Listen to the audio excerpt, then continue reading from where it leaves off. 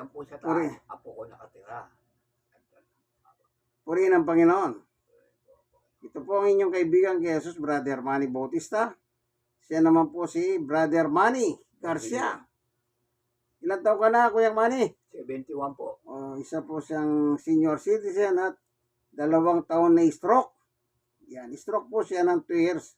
Pero biyaya ng Diyos, nakakalakad kasi ito nga, umakyat kami dito eh. Kaya pa niyang umakyat, oh. Kaya niya pa bumaba. Kaya niya maglakad. Ibig sabihin, kung titignan niyo siya, hindi siya mukhang stroke kasi nga, nagagawa niya pa yung mga gawain ng normal. Nakakapaglaba pa po ako. Ayan, nakakapaglaba pa. Lalaba ko pa po yung damit ko. Kaya ngayon lang kami first time namin mag-meet. Barangay, ano ba barangay ito, Kuya Manny? 97 po. 97, barangay 97 na po pala ang kanyang nakakasakop sa kanya. Ano po, ngayon, tayo magba-Bible study, may dala akong Biblia. Po, amen. At pagkatapos tayo magdadasal. Kanina ko lang siya, ewan ko kung siguro sadyang pinagtagpo kami ng Diyos. Dati naman akong dumadaan dyan sa harapan nila eh. Yung nakita mo ba yung nagmano sa akin kaninang babae? Yung 12 years old, yung sa tapat mo? Opo. Mali pa. Anak po nung kumari ko. Yung sa tapat mo, na-stroke din yung tapat mo. Opo. Yun po, hindi po makatayo yun. Oo, mas grabe siya. Grabe po. Noon pumupunta ako sa kanila, yung bata na yon is tumatayo-tayo pa lang. Opo. Ngayon, 12 anyos na. Kita mo, tagal ko na pala nagpupunta rito. 12 years na pala. May ng 12 years akong dumadaan dito. Ewan ko ba't, ngayon ko lang yata siya nakita si Kuyang Manny. Kaya sabi ko nga po, hindi po nito, sadyang pinagtagpo kami ng Panginoon Diyos. Amen. Para madala sa Kanya yung salita ng Diyos at magdadasal tayo. Akala niya, pari nga ako eh. Sa bagay, nung araw, munti ko nang papilan yung pagiging pari. Kasi meron akong pinuntahan, sabi nila, ayan na pala si Father. Kanya nang wala akong dalang habito. Kung nagkataon may dala akong habito, ako nang yumari ito. Oo, nangyari yan sa akin, pero hindi po ako. Nagbabahagi po lang ako sa salita ng Diyos. Okay? Bago tayo papalahot sa pag-aaral ng mabuting balita o salita ng Diyos, tayo muna ay mananalangin. Panginoon Diyos, aming Ama, na makapangyarihan sa lahat na may gawa ng langit at lupa. Samahan mo po kami ni Kuya Manny sa pag-aaral ng iyong salita. Sapagkat ang iyong salita ay ang aming buhay. Salamat po sa ngalan ni Jesus. Amen. Bago tayo tutuloy, Kuya Manny, ano bang bisyo mo nung araw? Ang ginagawa mo? Kain po eh. Wala naman po akong bisyo gano'n. Ngayon, nagka-stroke ka. Nagalit ka ba sa Diyos? Hindi naman po. Konsilista po ako, Father. Ibig sabihin, religyoso. Alam niyo naman yung mga korsilista, lalo yung matatandang korsilista. Saan ka nag-korsilista noon? Sa Caloocan po. Caloocan. Nung araw, hinalok ako mag-korsilyo dyan, no? Sa tapat. Dito sa tapat nyo. Yung ano doon. Sabi niya sa akin, sa Malolos kita dadalhin, sabi niya. Pero, ang gagawin mo, mangangaral daw ako sa loob. Kasi nangangaral nga ako, nakikita niya ako. Sabi niya, mag-korsilyo ka kanya. Sabi ko, sige, okay naman sa akin yan, walang problema. Kanya lang, hindi ko na alam bakit hindi kami natuloy. Kahit kung nakikita ko na ngayon yung tao yun, hindi na niya binabanggit. Ngayon, sometimes po, ito tanda nyo sometimes ang mga karamdaman nangyayari sa akin, pinapahintulot po ng Diyos yan. Ang sakit. Bakit? Para lalo tayo magtumibay. Alam niyo po yung sakit. Hanggat nandito tayo sa ibabaw ng mundo, walang ligtas sa sakit. Maging yan doktor man po, namamatay sa sakit. Meron akong kakilalang nung araw sa PGs, pupunta ako sa PGs, nagpapatingin din ako ron eh. Meron dasiging doktor doon ng panahon ng COVID. Isipin nyo, doktor yun, namatay sa COVID yun. Yung singing doktor kung tawagin sa PGH yun, Philippine General Hospital. At meron din po akong isang kakilalang doktor pa, si Dr. Manny Suki. Manny din ang pangalan nun, Suki ang apelyido eh, from Pangasinan. Nung nakita ko siya, hindi ko na siya makilala. Sabi ko, asan po si Dr. Suki kako? Sabi niya, ako nga. Kasi tumanda siya at pumuti na yung mga buhok. Ikaw na ba yan, kako? Oo, ano bang nangyari sa'yo? Ba't ka nagkaganyan ng itsura mo? Yun, kinuwento niya rin na biktima siya ng COVID-19. Sa dami ng nakapasyente, naka-hospital, sabi niya, ako lang ang nabuhay. Lahat namatay, sabi niya. Lahat professional kami. May mga doktor, may mga engineer. Basta mga professional sila. Nasa isang hospital sila. Di nabanggit kung anong hospital. Ako lang ang nabuhay, sabi niya. Kapag tumatakbo ang mga nurse, tumatakbo ang mga doktor, nag-aalala ako. Diyos ko, huwag mo muna akong kunin, sabi niya.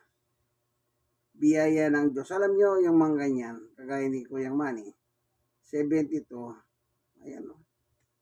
Biyaya ng Diyos yan. Praise God. Ngayon, Kuyang Manny, sa Biblia, ang buhay ng tao ay bigay ng Diyos. Opo, totoo po yan. Ganito ang mababasa natin sa sulat ni Apostol Pablo. Alam ko po, ang sakit, kasalanan talaga eh. Ay, hindi. Hindi po. Hindi. Kasi kung ganyan ang katwiran mo, Hindi po. nung araw, yan lang nasa Biblia. Nung araw, meron akong nakilala, ang pangalan niya, Larry. Nung nakilala ko, 5 taon na siyang stroke. Pero ngayon po, di ko alam kung ilang taon na po kami hindi nagkikita nung taon na yun eh. Di na kasi ako nagagawi sa lugar nila. At sinabi ko sa kanya, bakit ka na-stroke? Ang sagot niya sa akin, pinarurusahan ako ng Diyos. Oh. Para bang kasalanan.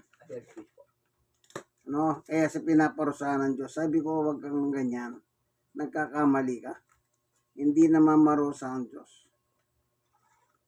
Palagay mo lang yan. Sabi ko ngayon, ang sinabi ko sa kanya, ano bang buhay mo nung araw na wala ka sakit? Yun, nagbibisyo daw. Barkada, alak, sigarilyo. O kaya ka pala na-stroke, ganun palang buhay mo eh. Tapos pati ang Diyos dinadamay mo. Tayo po, binigyan tayo ng buhay ng Diyos. Sabi ko nga po, hanggat dito po tayo sa lupa, ang sakit po nandito sa lupa. Puno ng bakterya ang lupang ito. Di natin nakikita yung mga hangin na lumilipad-lipad. May dala palang virus yan. Carrier kung tawagin yan.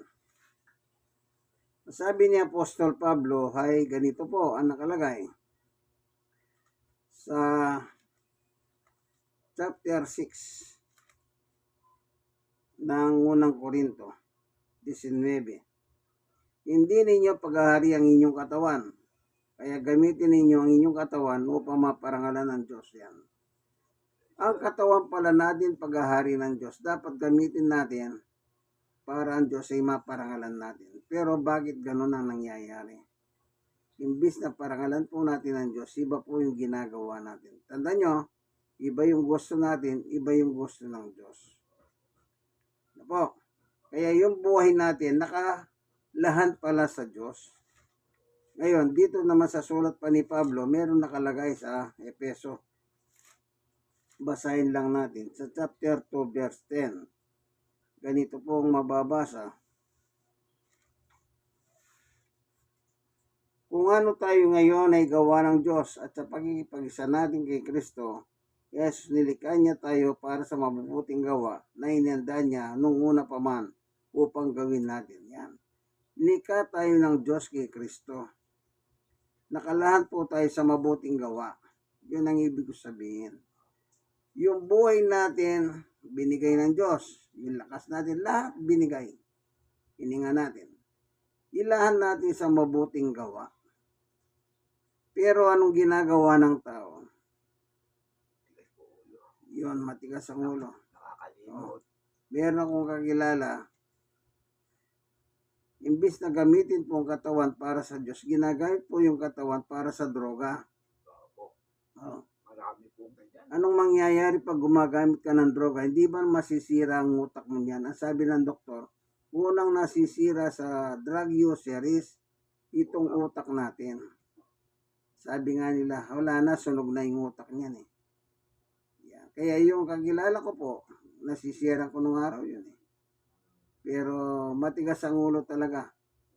Kaya pag napag-uusapan namin siya, sabi ko wala na. Sunog na ang utak niya kako. Yan ang pinili niyang buhay, kaibigan. Kaya siya naging ganon. Ngayon, kung titignan natin ang Bible, nakalahan po pala tayo sa mabubuting gawa. Tatandaan niyo po, wala pong pinakamabuti niya kundi gawin natin ang gusto ng Diyos. Ngayon, ano ba yung mabuting gawa? O ano yung mabuti ay yung kay San Pablo. Dito po sa Roma, si San Pablo din po nagsasalita rito sa chapter 7, verse 12. Ang sabi niya, kaya nga ang kautusan ay banal at ang bawat utos ay banal, matuwid at mabuti. Yung palang utos ng Diyos ay mabuti. Yun ang dapat nating sundin. Pero iba po ang ginagawa ng tao. Imbis na sundin niya po ang Diyos, yung gusto niya, sundin niya ang sarili niya. Ang tao po, tinuruan tayo ni Jesus ng manalangin. O alam mo ba yung panalangin ng Ama namin, Kuya Romy? Opo. Kuya Manny? Opo. O sige nga, kung meron ka natatandaan, Ama sige. namin, sumasalamat O ka. sige, tuloy lang. Sambay ng ngalan mo. O. Pa sa amin ang kaya mo. Sundin ang loob mo dito sa lupang kaya sa lahat. Tingnan mo po kami ng aming kakain sa araw-araw. Paituloy po sa mga layo po sa mga Masama. masama. O. Ako na. Ano nakalagay doon? Opo. Ama namin, nasa langit ka. Ah, Sambahin ang ngalan mo. Dumating nawa ang kaharian mo. Sundin nawa ang kalooban mo dito sa lupa para nang sa langit. Kaya yung sumusunod sa kalooban ng Diyos, sila po yung makakarating ng langit. Sinong nagturo dyan? Ng Panginoong Yesukristo. Tinuro niya. At hanggang ngayon, umiiral pa po yan. Kaya po sa mga simbahan ng Katoliko, hindi ba ginawa pa nilang kanta yan? Ama namin, nasa langit ka, sambahin ang ngalan mo, mapasa amin ang kaharian mo, sundin ang loob mo dito sa lupa para nang sa langit. Bigyan mo kami ngayon ng aming kakanin sa araw-araw at patawarin mo kami sa aming mga sala gaya ng pagpapatawad namin sa mga nagkasala sa amin. O, anong susunod? bigyan mo po kami. Ano na? Ba, nakalimutan ko na po. Di po ba? Ngayon kinakanta na lang yan po. Pero, hindi po nila tinitignan ng bawat kanta na yan. Hindi nila yata nakikita yung sundin ng kalooban mo. Kasi po, tingnan yung bansa natin. Bakit po masyado ang korupsyon? Opo. Dahil po problema. Oh, ang korupsyon, ibig sabihin, pera. Opo. Kinukuha yung pera ng taong bayan at binubulsa. Opo yan. Oh. Nabog piso na po lahat. Oh. Samantalang yung kantang yan, noon pa yan kinakanta na. O, sundin ng kalooban mo. Sinabi ba ng Diyos, manguha ka ng korupsyon? Wala po. O, ngayon, marami mga politiko nakakulong dahil po sa Pera. korupsyon. Tatandaan po natin, imbis na ang gawin po nila, sundin ang kalooban ng Diyos dito sa lupa, ang sinusunod po nila yung kalooban ni Satanas. Opo. Ang sabi ni Jesus kay Satanas, ito po 1 Gs, ang sabi ni Jesus about Satan, tungkol kay Satanas. Ang sabi ay ganito, dumarating si Satanas para lamang magnakaw. Sinong promotor ng pagnanakaw? Satanas. Promotor ng korupsyon, Satanas. O, ang sasabi niya, dumarating si Satanas para lamang magnakaw, pumatay at manira. No. Ito naman sabi ni Jesus tungkol sa kanya, naparito ako upang ang mga tupay magkaroon ng buhay na masaganang lubos. Kasi po, baka pati yung tupa, baka pati yung mga mananampalataya, madagit ni Satanas. Yeah. Kaya naparito siya upang bantayan yung kanyang mga tupa. Dito naman sa unang 1:4. Ang sabi nito na 1 ay ganito naman. 3:4. Ang bawat nagkakasala ay lumalabag sa kautusan ng Diyos. Ang kalooban ng Diyos, sundin ang kanyang kalooban.